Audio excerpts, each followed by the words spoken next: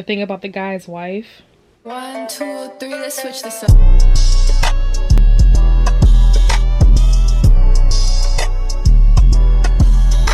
Hello and welcome back, or welcome to my channel if you are new. Today, as you can probably tell by the title, I'm going to be doing or starting a reading vlog. I have a couple of arcs that I need to read. So that's what we're going to be doing in this video. Like, I definitely want to get through at least 2. So the first one that I'm going to be starting with is The Golden Spoon by Jessa Maxwell. I'm going to be reading all of these on my iPad through my Kindle. And this is supposed to be, I think, like a cozy mystery. I've heard it compared to like Murders Only in the Building, The Great British Bake Off, and some other stuff I can't remember. But it's basically like a murder mystery that takes place like during a baking competition, I think. So they compared it to Murders Only in the Building, and that's all I needed to know because I'm obsessed with that show. So we're gonna start off with this, and yeah, we'll see how it turns.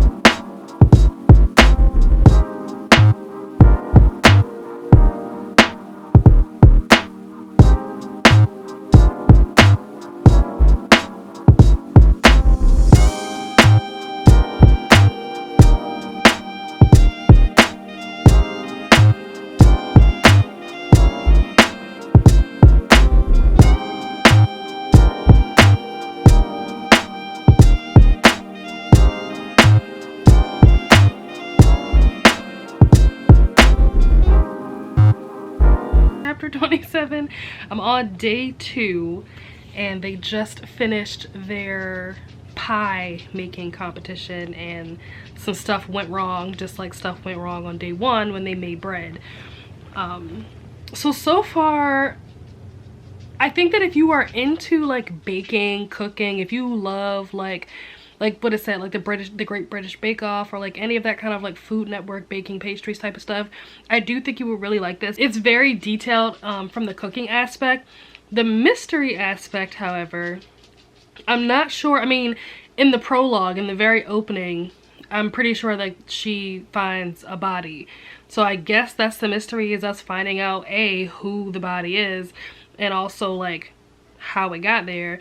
But there hasn't really been anything that has happened in the actual story, like post prologue, that feels like we're leading up to us ever getting to that.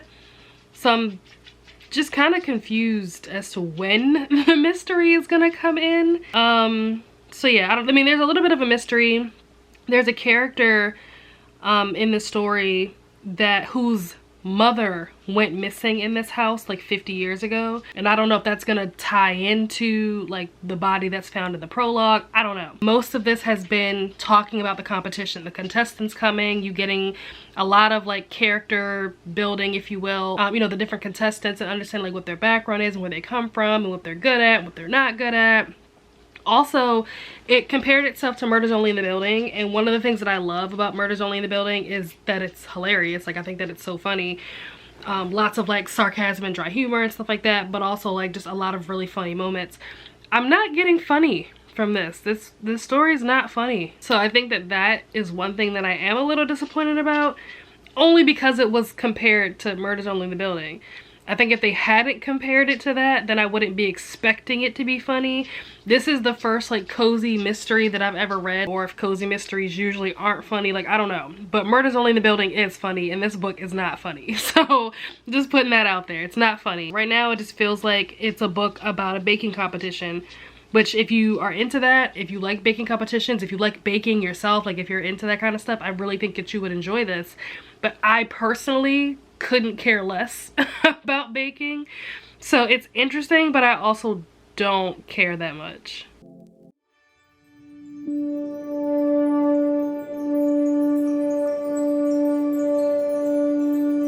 Update. So I am now like 50-ish% in. Maybe 60, I don't remember, but it's something like 50-60% of the way in. There's like a lot going on. Like these contestants, like there's just a lot happening in the story, and I'm very curious to see like where all of this is going, because there's like one contestant that's dealing with her own like childhood mystery. Then there's like this pervy host of the show, like someone keeps sabotaging different contestants, so there's that. Then like the show itself is in trouble, so like the other host is like dealing with trying to figure out how to save the show. Like there's just a lot happening. Like there's just a lot going on, and I'm just very curious to see like how all of, there's also like this like mysterious cameraman, like I don't know, there's just a lot happening, and I don't know how all of this is gonna like come together, or if it's gonna come together, or like how it's gonna get resolved. What I think would be really cool if the author's able to pull it off, if all of these different things that are happening all somehow like come together, like they're all like linked or something, you know what I mean? I think that would be really cool. So that's what I'm hoping is gonna happen. That would be impressive to me if the author is able to do.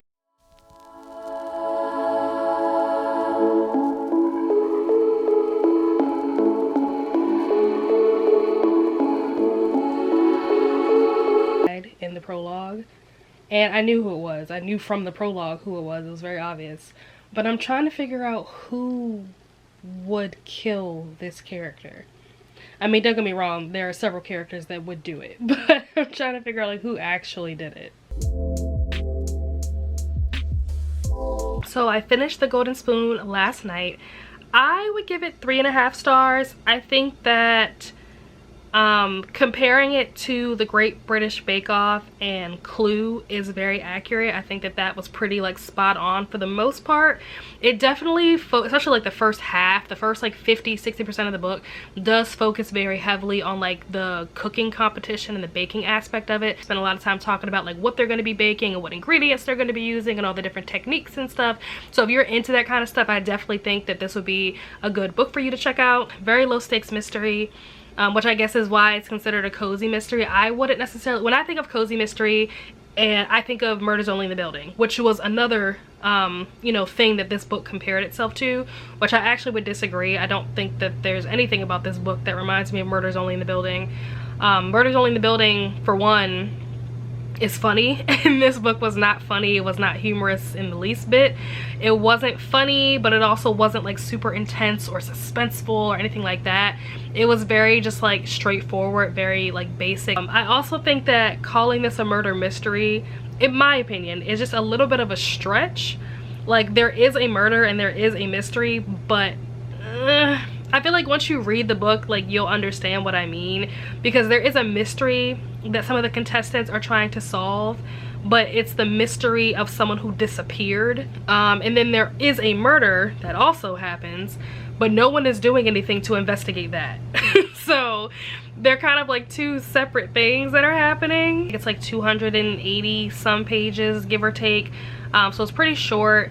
It's easy to read. Outside of the fact that you are following the POVs from like 7 different characters, that aside, it's easy to read. The writing style, I enjoyed the writing style itself, but this is, I think, this author's first you know, novel. I think it's a perfectly fine debut novel. Like I said, 3.5 stars. So now that I finished The Golden Spoon, the next arc that I'm going to be reading in this book from NetGalley is Yours Truly by Abby Jimenez. Now, I know a lot of people read Abby Jimenez's book, what was it called? I think Part of Your World. And everybody that I know that has read Part of Your World has nothing but really great things to say about it. I have not read it, but I got this arc, so I'm going to be reading this one. Hopefully this isn't a sequel. I hope I don't have to read Part of Your World in order to understand this. I don't remember what this is even about. I have to look up the synopsis for it and let you know.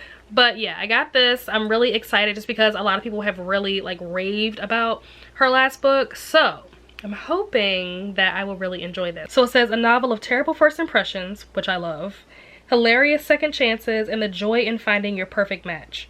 Dr. Brianna Ortiz's life is seriously flatlining. Her divorce is just about finalized, her brother is running out of time to find a kidney donor, and that promotion she wants is probably going to the new man doctor, Dr. Jacob Maddox. But just when all systems are set to hate, Dr. Maddox completely flips the game by sending Brianna a letter. And it's a really good letter, like the kind that proves that Jacob isn't actually Satan. Worse, he might be this fantastically funny and subversively likable guy who's just terrible at first impressions. Because suddenly, he and Bree are exchanging letters, sharing lunch dates, and discussing the merits of freakishly tiny horses. When Jacob decides to give Brianna the best gift imaginable, a kidney for her brother, she wonders how she can resist this quietly sexy new doctor, especially when he calls in a favor she can't refuse. Does this book have spice in it? Is this a spicy book? I don't know. The author did include a couple of content warnings. I think this book is going to include the cheating trope, pregnancy issues, and clinical anxiety. So just so that you guys know that. But yeah, I'm going to jump into this and start reading this today.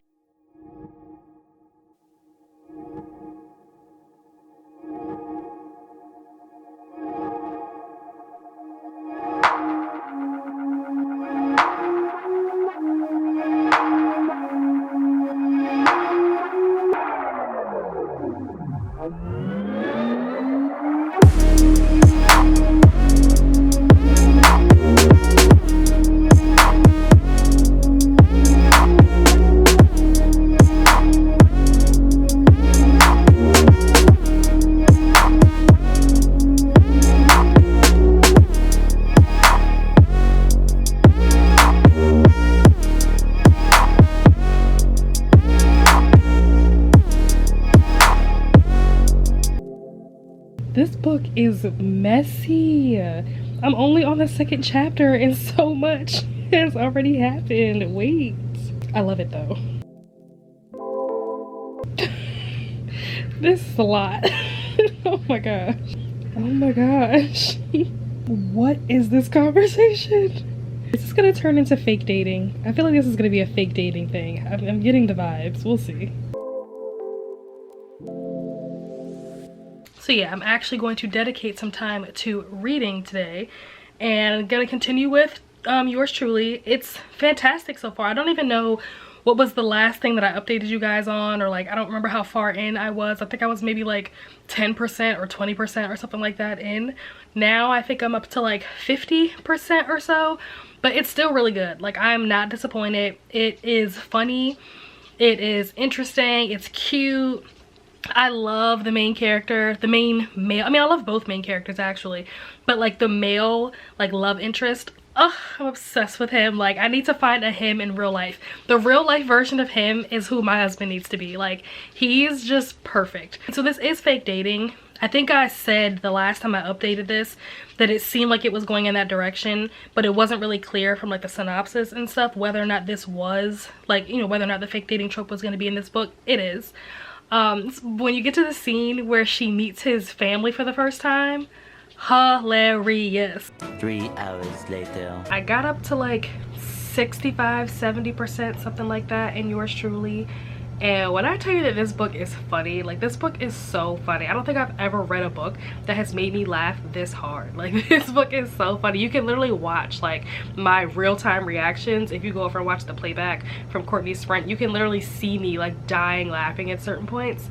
But yes, this book is very interesting. I think that it's a nice balance of like very serious topics but also like finding a way to add humorous moments to it, and I'm thoroughly enjoying it. I could not have asked for a better reading experience. So honestly, not in a rush to finish this book because I'm enjoying it so much. Like, I'm enjoying the experience of reading it that I kind of don't want it to ever end. And we're getting ready to head over to Heather's channel, and we're going to be watching Passing for the discussion that's going to be happening tomorrow. So yeah, we're gonna do that. I might do some more reading after that. I don't know, depends on what time I get done. I might just go to bed afterwards. But yeah, that's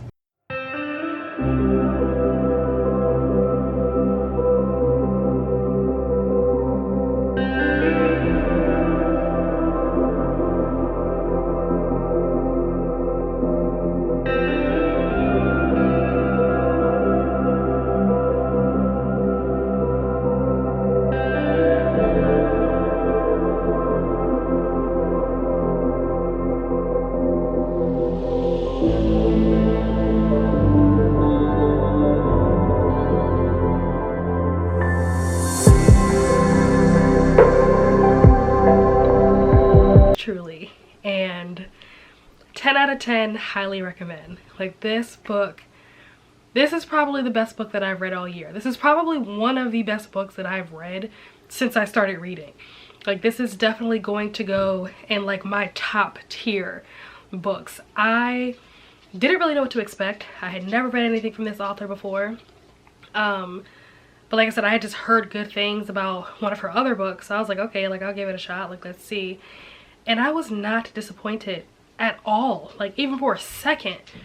This book deals with, first of all, a lot of like heavy topics, but it deals with things like pregnancy issues, cheating, divorce, daddy issues, mental health, physical health. It touches on a lot of different things. There's a lot of stuff incorporated into this rom-com, and I think it's just done so well. And also the characters, I feel like you get such a deep connection with like these characters. Like, you're really inside their head. Like, yes, it's from their POV, it's a dual POV book, but you just, I don't know, you just learn so much about them. After reading this book, I have to go read more of this author's work, because if her other work is just as good as this, then I can't wait. This book definitely gets a 5 out of 5 from me. Of course, thank you to NetGalley for providing me with these arcs. So yeah, final ratings: The Golden Spoon 3.5 stars, and yours truly 5 out of 5 stars. And yeah, that is the end of this vlog, guys. If you made it this far into the video, thank you so much for watching. Hope you enjoyed.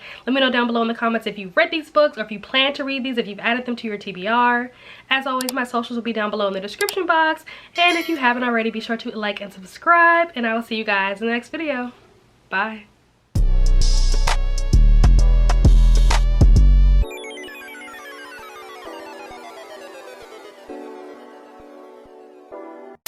If there is a Jacob somewhere out there in the world, I need him to find me so that we can get married.